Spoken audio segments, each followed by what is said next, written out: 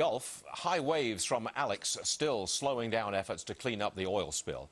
My next guest says something else is hampering the cleanup, and that is the White House and its PR push. Congressman Darrell Issa's explosive report detailing it all, and it's just coming out today. He's a Republican from California. Congressman, thanks for joining us. We've talked about this earlier today, and you're talking about ships, oil skimmers, which the administration claims are in the Gulf, but you say they're not there. Phantom issues, correct? Absolutely. Phantom ships, 31 instead of 140, even though they put up a map with all the pictures claiming they were GPS located. These kinds of things really affect public confidence when a high number is claimed for the press. Well, the reality is a much lower number, and lower than it needs to be. We could have that number be higher if we were working together. But are you specifically saying that the administration is flat out lying about the assets that are in the Gulf? Well, earlier today, I talked about this, and somebody said, well, wouldn't embellish be a better word? And I would say, yes, embellish would be a better word. The problem is when you embellish and you have the American people believe you're doing all that can be done, and yet devastation is happening to the shores, then that embellishment and not doing all you could do leads to people being hurt. And people being hurt is what concerns me. There are skimmers and boats that could be skimmers that are not being used. Well, we're claiming that with this 140 boats, et cetera, we have all the resources. It just isn't as true as it should be for the people of the Gulf. A lot of what we've heard about the cleanup effort is that it's not being handled well by the administration.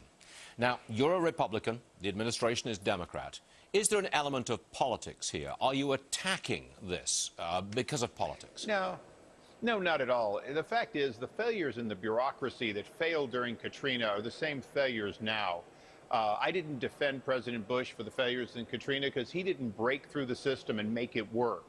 President Obama has the same problem. You know, we have ships that can decant, in other words, take in water and oil and separate 99% of the oil from the water and then put the water back in. They're not being allowed to do it. They're not even being allowed to start because, quote, 1% of the water going back in has oil in it. Well, think about how absurd it is that you can clean it up 99%, but the EPA says, oh, I'm sorry, you can't put oil in the water. You're net taking it out. That kind of thinking not being overruled by the power of the president using Admiral Allen as his hammer is exactly the kinds of things that get in the way of us having full confidence in the commander-in-chief. Philosophically, you don't think that the government can ever really be efficient and handle things in a dynamic fashion. Who should handle this cleanup? If you don't have confidence in the government, who do you have confidence in? Stuart, I have confidence in the military. I have confidence in the Coast Guard. Give them full power. Let them make the decisions of, on balance, what is better. And they will do, as we do in war, they will do the best they can, and they will make sacrifices that others wouldn't. But if you allow EPA, OSHA, and these Fish and Wildlife to have veto power in this consensus form of decision-making, then what happens is you hamper their ability to do all they would do. Can you imagine if in Afghanistan we had the EPA and OSHA deciding when and how we could fight our battles, how many more troops we would lose and how less effective we would be? Yeah. It's exactly the same situation. This is a war. It needs to be fought. There need to be acceptable losses.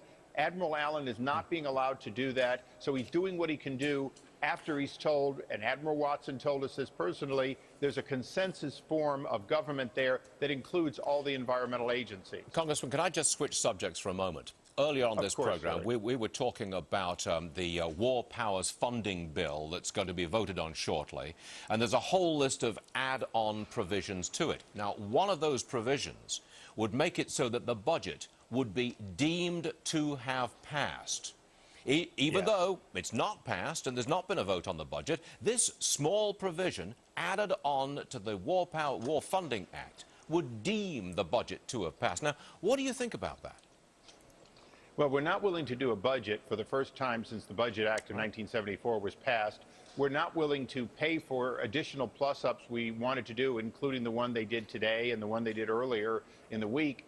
But more importantly, it's just political maneuvering rather than being honest. The honest truth is we've got a huge deficit, and it's growing even during this year.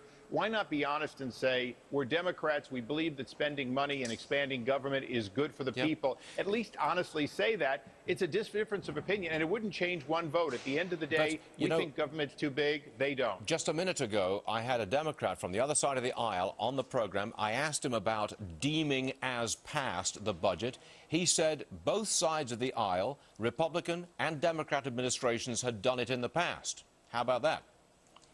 The maneuver of deeming as something has been done, but we've done budgets in the past. We've had budget debate. We've had the budget process. They haven't done that. So will I say that Republicans weren't good enough when they were in the majority? Absolutely. If we ever get back in the majority, we're going to have to be who we really should be and not try to be in between. Congressman but notwithstanding Issa, this is wrong. I heard it. That sounded like a campaign promise. Congressman Darrell Issa, Republican. It is. It is indeed.